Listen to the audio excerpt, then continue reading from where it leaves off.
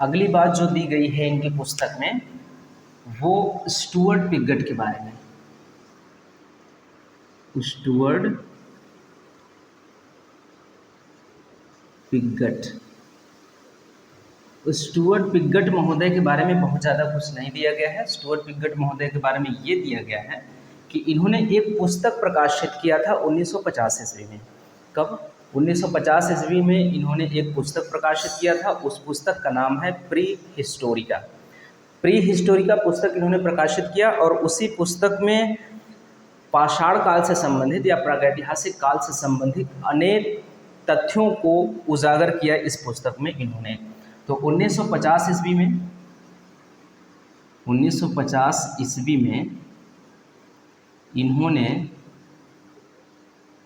एक पुस्तक प्रकाशित किया,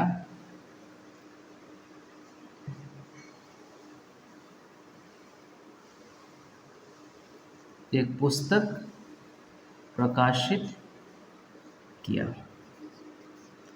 ठीक, अब पुस्तक का क्या नाम है? ये जो एक पुस्तक है ये है प्री हिस्टोरिका।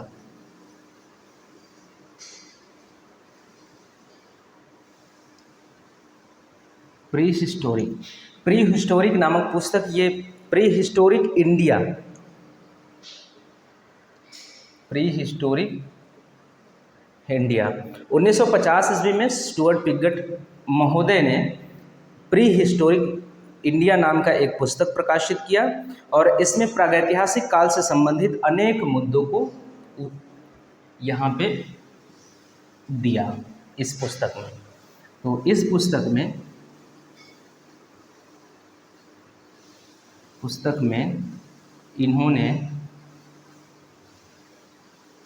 प्रागैतिहासिक काल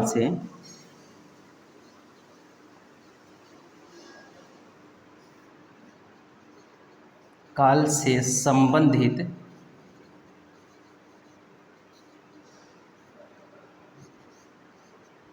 अनेक पहलुओं का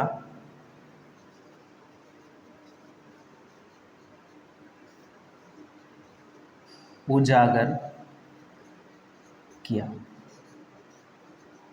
ठीक, तो ये था जो इनकी पुस्तक में दिया गया है। एस.के. पांडे की ये पुस्तक में प्रागैतिहासिक काल का जो एक विकास क्रम है, वो विकास क्रम में किन किन व्यक्तियों का किस प्रकार से हाथ रहा है, ये यहाँ पे कंप्लीट होता है हमारा। अब जब हम लोग अगला क्लास लेंगे तो वो पूरी तरह से एक टॉपिक पे आधारित होगा। तो अब तक तो छोटी छोटी क्लासेस हो रही थी, 2-4 मिनट, 5 मिनट, 10 मिनट की।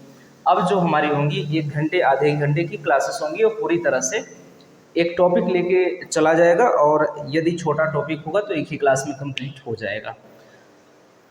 तो स्टुअर्ट पिगट के बारे में यहाँ पे क्या है कि स्टुअर्ट पिगट ने 1950 ईस्वी में एक पुस्तक प्रकाशित किया। वो पुस्तक था प्रागैतिहासिक काल से संबंधित। इस पुस्तक में इन्होंने प्रागैतिहासिक काल से संबंधित अनेक मुद्दों, अनेक तथ्यों को उजागर किया, इसके बारे में बताया। इस पुस्तक का नाम है प्री हिस्टोरिक इंडिया। ठीक, और ये पुस्तक कब प्रकाशित हुई थी? 1950 ईस्वी में। तो यहाँ तक हमारी बातें हो जाती हैं। इसके बाद जो इनकी पुस्तक है, एक और टॉपिक इसमें है, ये उस टॉपिक को छोड़ते हुए हम लोग फिर अब प्रागैतिहासिक काल जो है,